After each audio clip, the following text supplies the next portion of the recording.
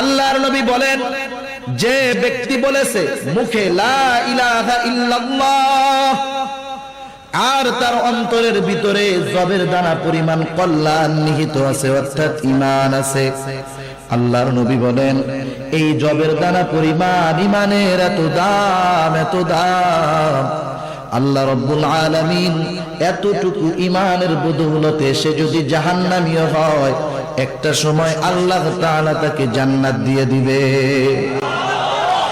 এরপরে নবী বলেন, যে মুখে বলেছে লা ইলাহা ইল্লাল্লাহ আর তার অন্তরের ভিতরে গমের দানা পরিমাণ কল্যাণ নিহিত আছে, অর্থাৎ ঈমান আছে, আল্লাহর নবী বলেন এই লোকটা, এই মানুষটা যদি জাহান্নামীও হয়, ওই গমের দানা পরিমাণ ঈমানের এত দাম, এত দাম, আল্লাহ রাব্বুল আলামিন ওই পরিমাণ ঈমানের বদৌলতে একটা সময় আল্লাহ তাকে জান্নাত দিয়ে দিবে।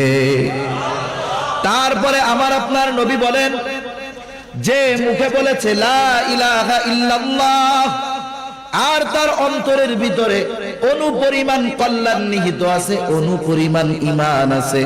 অনু কাকে বলা হয় সহজে বুঝেন। আমাদের উলামায়ে কেরাম অনেক সময় যাররার উদাহরণ দিতে গিয়ে বলেন, একটা বালুকে যদি 70 ভাগ করা হয়, ওই 70 ভাগের একটা অংশকে একটা যাররা বলা হয়। এই বিষয়টা, এই যাররা অথবা অণু এতটা সূক্ষ্ম যেটা খালি চোখে দেখা যায় না, কেউ যদি দেখতে চায় অনুবীক্ষণ যন্ত্রের প্রয়োজন হয়, ওটা হাতে ধরা যায় না, দেখা যায় না। আল্লাহর নবী বলেন এতটুকু পরিমাণ যদি কারো ঈমান থাকে, আল্লাহ রাব্বুল আলামিন ওই পরিমাণ ঈমানের বদৌলতে একটা সময় তাকে জাহান্নাম থেকে জান্নাতে আল্লাহ দিয়ে দিবে। এতটুকু ঈমানের বদৌলতে যেই জান্নাতটা পাবে সেটা মৌলভীবাজার শহরের সমান। কি বলেন?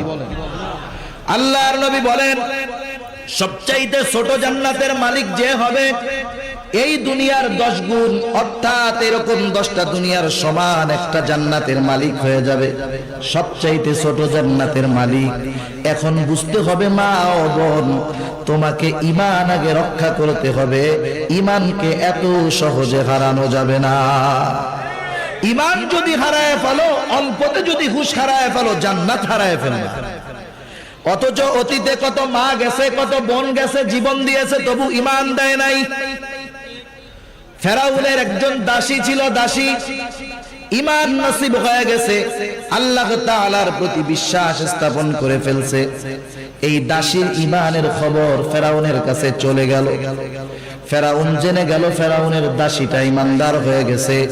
ফেরাউন বারবার বলে, ও দাসী ঈমান বাদ দাও, আমাকে খোদা বলে মানো, যদি না মানো মৃত্যু হয়ে যাবে, বাঁচতে পারবা না, আমাকে খোদা বলে মানো। ঈমানের কত পাওয়ার, একটা বোন কত পাওয়ার ঈমানের।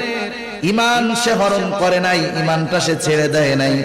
বলে ঈমান ছাড়বি না, দেখ তোর কি করি। এইবার ফেরাউনের নির্দেশে ফেরাউনের সামনে বড় পাতিলার ভিতরে তেল গরম করা হলো। একটা মানুষ দুনিয়াতে সবচাইতে তার দুর্বল স্থান হলো তার সন্তান, ঠিক কিনা বলেন? কারণ একটা মানুষ তার সন্তানের জন্য জীবন দিতে তৈয়ার। পিতার চাইতে সন্তানকে বেশি ভালোবাসে মা।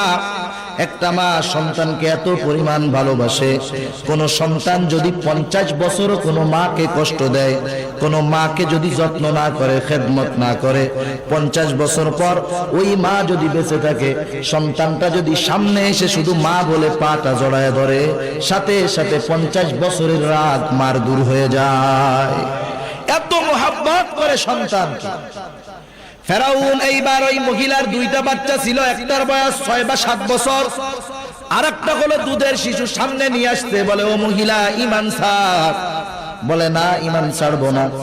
এইবার উত্তপ্ত তেলের মাঝে ওই 7-8 বছরের বাচ্চাটাকে নিক্ষেপ করে দিল। সাথে সাথে এই বাচ্চাটা নিশ্চিহ্ন হয়ে গেল, কাবাব হয়ে গেল, হাড্ডিগুলো আলাদা হয়ে গেল। এমন অবস্থা। এইবার মহিলাকে বলে, ও মহিলা এখনো সময় আছে, ফেরাউনকে খোদা বলে মান। মহিলা বলে না, মানবো না। আবার কোলের বাচ্চাটাকে নিয়ে সাথে সাথে আগুনের ওই তেলের ভিতরে নিক্ষেপ করে দিল। এইবার মহিলা বলতেছে না, তবুও ঈমান ছাড়বো না। মহিলাকে এবার ফেরাউন বলে, এখনো সুযোগ আছে, আগে নিজের জীবনটা বাঁচাও।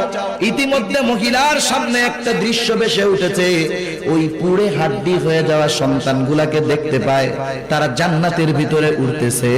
ওই বাচ্চা দুটা মাকে লক্ষ্য করে বলে, ও মা, তুমিও আমাদের মতো এখানে চলে আসো, তোমার সাথে আমাদের আসলেই আমাদের মিলন হয়ে যাবে। মা সাথে সাথে তেলের ভিতরে লাফ দিয়া পড়ে গেছে।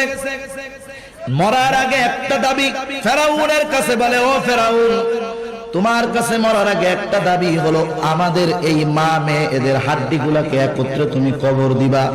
ফেরাউন বলে, হ্যাঁ, তোর কথাটা রাখা হবে। পয়গম্বরে আরবি এই যে কবর দেওয়া হলো, যখন মেরাজের রজনীতে মসজিদুল হারাম থেকে মসজিদে আকসার দিকে যাইতেছেন, মিশরের দিক হতে একটা সুঘ্রাণ আসতেছিল। এই মুহূর্তে জিব্রাইল আমিনকে জিজ্ঞাসা করে, ও জিব্রাইল, এত সুন্দর সুঘ্রাণ কখন কোথার থেকে আসতেছে? ফেরাউন বলে, ও পয়গম্বর, এ হলো ওই মা এবং তার দুই কন্যা, যাদেরকে ফেরাউন ঈমানের কারণে তেলের ভিতরে নিক্ষেপ করে হত্যা করেছিল। তাদেরকে যেখানে দাফন করা হয়েছে, আর তাদের ঈমানের সম্মান আল্লাহ এত দিছে, যার কারণে তাদের কবর থেকেই সুঘ্রাণ বের হইতেছে। তাহলে তো এমন মাও গেছে দুনিয়া থেকে যারা জীবন দিয়েছে তো ঈমান দেয় নাই, ঠিক কিনা বলেন? আর এখন তো ঈমান কথায় কথায় দিয়া দেয়। এখন মানুষের ঈমান হরণ করা সহজ, মহিলাদেরটা আরো বেশি। তাই এক নম্বরে যদি কেউ জান্নাতে দাখিল হতে চায়, এই লোকটার, এই মহিলার, এই মানুষের ঈমান ছাড়া বিকল্প কোনো কিছুই হতে পারে না, ঠিক কিনা বলেন? আমি আপনাদের সামনে একটা হাদিস পেশ করেছি। আল্লাহ রাব্বুল আলামিন তার পবিত্র কালাম কোরআনুল কারীম থেকে একটা আয়াতের অংশ তিলাওয়াত করেছি। আল্লাহ রাব্বুল আলামিন সতী সাধ্যী সফল নারীর কয়েকটা গুণ আল্লাহ এখানে বর্ণনা করেছেন।